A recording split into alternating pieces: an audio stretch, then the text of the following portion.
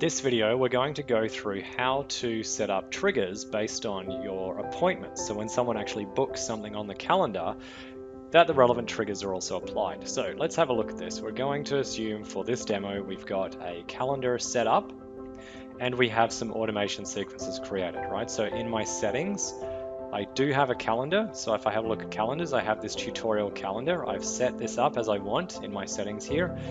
I also have created two campaigns called appointment call confirmation one time and appointment call reminders.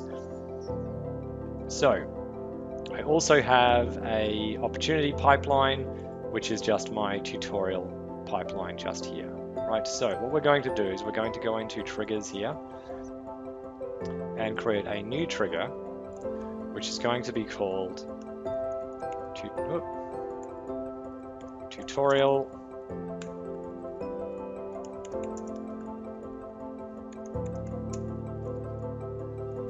appointment booked trigger. So this is my tutorial appointment book trigger. So these are the actions that will happen when somebody books on this appointment. So I select the trigger appointment just here, and then I add a filter, and the filter is appointment status is, and I hit confirmed. So if you remember on the calendar settings, it's likely that you have set your appointments to auto confirm.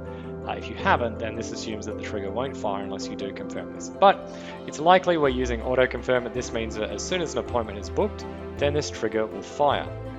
So exactly what you want it to do is up to you. What I'm going to show you now is one example of what you could run. So in this case, we're going to add them to a campaign first, and the campaign is going to be appointment call confirmation one time. Then I'm going to add them to another campaign, and I'm going to add them to appointment call reminders. Now, why would I separate these? I'm going to show you an example of why I do that in a minute. But first, I'm going to finish setting up this trigger, but as a bonus to the end of this video, I'll just show you why I separate this up in some use cases. The other action I'm going to do is I'm going to make them move along in a pipeline. So even if someone's already in a pipeline, we add the trigger add opportunity, we choose the pipeline, and we choose the stage. So in this case, I'm going to move them to the booked stage. So if this contact is not in the pipeline, they'll be put in at the booked stage, but if they are in the pipeline, then they'll be moved to the booked stage. I can choose a lead value here, and I can choose a status here. I'm going to leave those blank for this video. The move to previous stage will mean that if that person has progressed past this stage in the pipeline, for example, they are already at attended, it will actually move them backwards. So this is an optional to switch on. It just means if you leave it off, it's the more common use where for some reason they booked another appointment, but if they've already progressed to the other stage of the pipeline, we don't want them to move backwards, right? So we're going to leave that off. Then there are other triggers that you may choose to add here. So one of them is you would likely want someone to be notified about the appointment. So you would go to send an email, you would put the from email, which is whatever you want it to be, and then to as to whoever's getting notified. And then in the subject, whatever the subject is, and you can use custom values in that. So you can say, for example, I can put new appointment, and if you wanted to put a custom value in there, such as who the appointment's with, I would choose it down here in contact and go full name, and I could then copy that and paste it here. Other settings I may want to do, I might just want to put in here, and I might say new appointment for, and then I can lay it for that name with, and if you had calendars for different team members, you could choose the calendar. So I could put the calendar name in here, and then I can say at, and then I go custom values, and I go to the appointment option, and I select start date time. So you can use all these other links as well, but I'm just going to put start date time here. Email and phone. Right, so if you wanted to, you can also have the contacts details come up in here. It's possibly not necessary, however, you can choose to do it. One use case for this, when you're putting in these details in the notifications, is in the next step. So first of all, I'm going to save email. But say, for example, you have appointments that can be booked within 2 hours or even within the hour for a phone appointment. Then you might want to be notified via SMS, and maybe, oh, hang on, look, I've made an error here. So I'm going to make a note here, demo@gmail.com, just so it lets me actually save it. Okay, you might want to be notified via SMS, and perhaps you just need the information, like for some reason you just want their phone number straight away. So you can do that. So you could say send an SMS, you'd put in the phone number of where you want that to go, and you could just say, keep this really brief, booking,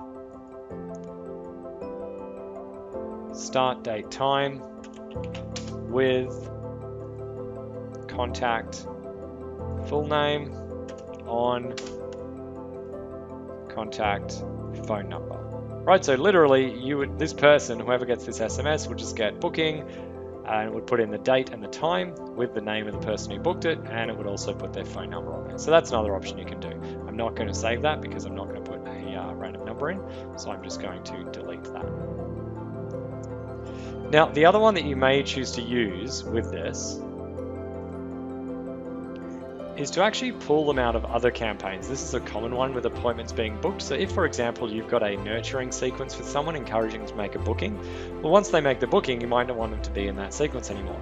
Now, I've actually made an error here because I've already put them in to these additional campaigns. So if I now add another trigger down here to remove them from all campaigns, it will remove them from these sequences of call reminders. Okay, so this may sound a bit confusing. So what we will do is we will go back a step here, and I'll just explain to you what these are doing. So if this is active, I don't need to hit save here. I can go into my campaigns. I'll just show you what those campaigns are doing.